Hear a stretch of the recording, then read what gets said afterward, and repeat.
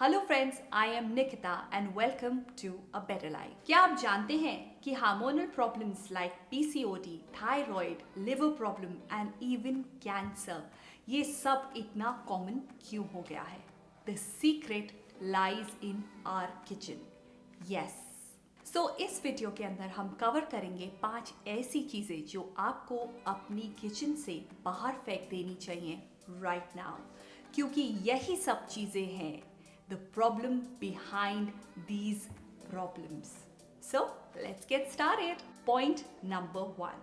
The most important, or I would say सबसे dangerous, is the non-stick cookware. 90% of urban homes के अंदर cooking के लिए use किए जाते हैं नॉन-स्टिक कुकवेयर्स। नॉन-स्टिक कुकवेयर्स जिन पे होती है PTFE मतलब पॉलीटेट्राफ्लोरो इथाइलिन या टेफ्लॉन कोटिंग, और माना जाता है कि ये कोटिंग इतनी हार्मफुल होती है कि ये हमारी बॉडी में प्रॉब्लम्स क्रिएट कर सकती हैं related to brain and lungs. और अगर आप इन कुकवेयर्स पे खाना बनाते हैं तो धीरे धीरे खाना लीचेस इनटू द फूड। और अगर आप एक एक्सपेरिमेंट करना चाहते हैं तो अपना नॉन स्टिक पैन ऑन करिए फुल फ्लेम पर, और थोड़ी देर में जब उसमें फ्यूम्स आने लगे तो उसको टेस्ट करिए, तो आप पाएंगे कि उस फ्यूम के अंदर there will be heavy metals like cadmium and mercury. So what is the way out? The way out is कि आपको स्विच करना चाहिए from non stick to cast iron. Point number 2 is aluminium utensils. क्या आप जानते हैं कि हमारे किचन में एल्यूमिनियम पहुंचा कैसे? Because aluminium is very cheap, aluminium is abundant और इसको बहुत कन्वीनियंट होता है मेंटेन करना। क्या आप जानते हैं कि ब्रिटिशर्स के टाइम में जेल में खाना वाज सर्व इन एल्यूमिनियम, क्योंकि माना जाता था कि aluminium is a slow poison जो आपकी बॉडी में धीरे धीरे अक्यूमुलेट होता है और आपके लिए लॉन्ग रन में प्रॉब्लम्स क्रिएट कर सकता है। Problems related to kidneys, lungs and what not. तो आइए एक एक्सपेरिमेंट करते हैं। आप एक एल्यूमिनियम का वेसल लीजिए और उसका वेट करिए और 3 to 4 years उसे डेली यूज करिए, और अब इसके बाद दोबारा इसका वेट करिए तो आप देखेंगे कि वेसल का वेट पहले से बहुत कम हो चुका होगा। ऐसा क्यों?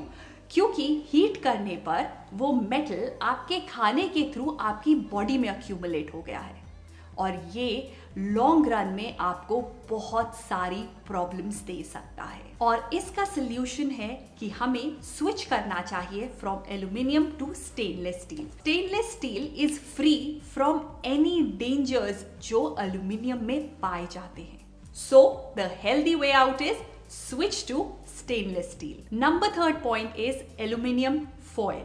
हम सबके घरों में एल्यूमिनियम फॉयल का यूज होता है गरम गरम खाने को पैक करके और डब्बे में डालने के लिए। पर क्या आप जानते हैं कि ये कितना हार्मफुल है?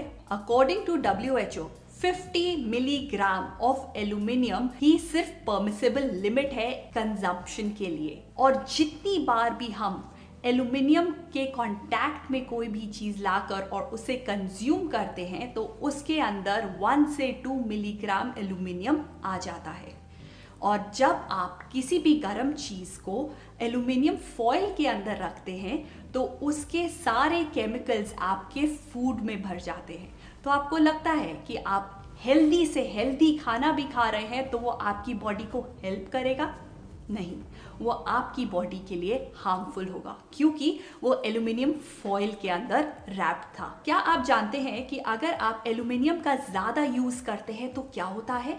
तो हमारी बॉडी जिंक को अब्सॉर्ब नहीं कर पाती। और हमारी बॉडी के लिए जिंक क्यों इंपॉर्टेंट है? क्योंकि अगर हम अपने माइंड को शार्प करना चाहते हैं और अगर हम अपनी बोन मिनरल डेंसिटी को ठीक रखना चाहते हैं तो हमारी बॉडी में जिंक बहुत इंपॉर्टेंट रोल प्ले करता है, और एल्यूमिनियम इस प्रोसेस के अंदर प्रॉब्लम क्रिएट करता है।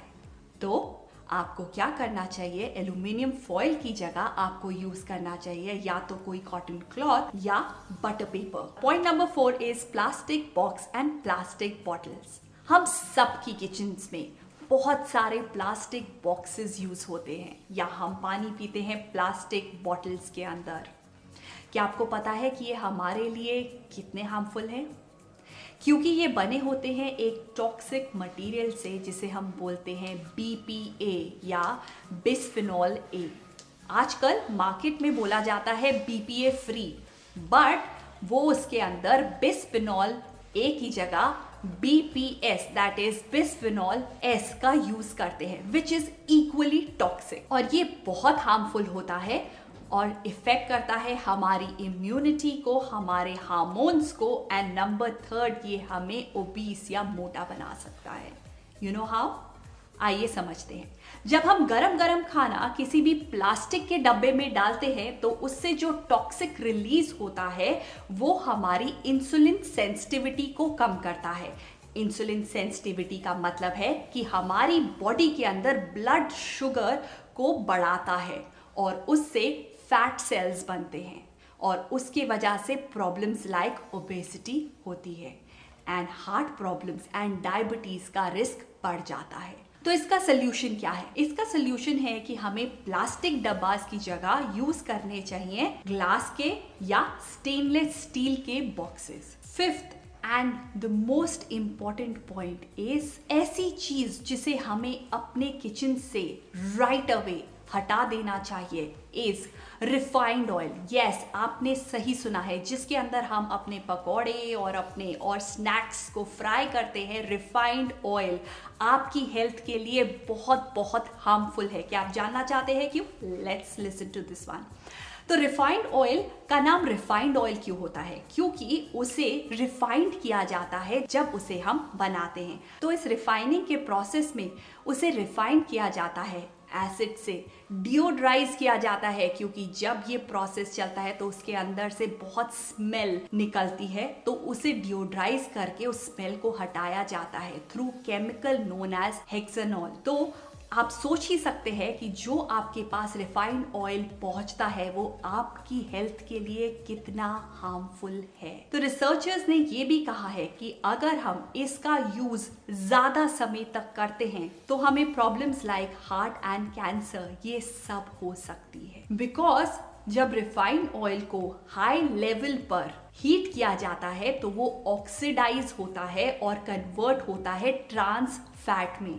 और आप सब जानते हैं कि ट्रांस फैट हमारी बॉडी के लिए कितना हार्मफुल है।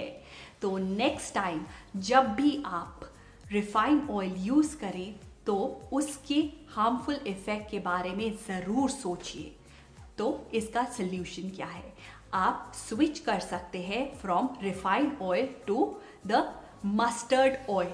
हमें सरसों का तेल यानी मस्टर्ड ऑयल क्यों यूज करना चाहिए? क्योंकि इसके अंदर कोलेस्ट्रॉल को रिड्यूस करने की प्रॉपर्टीज होती हैं, इसके अंदर एंटीऑक्सीडेंट्स होते हैं और इसके अंदर सैचुरेटेड फैट कम होता है। तो अब आपको पता है कि नेक्स्ट टाइम जब आप फ्राई करने लगे तो आपको कौन सा ऑयल यूज करना है। Thank you so much for watching this video.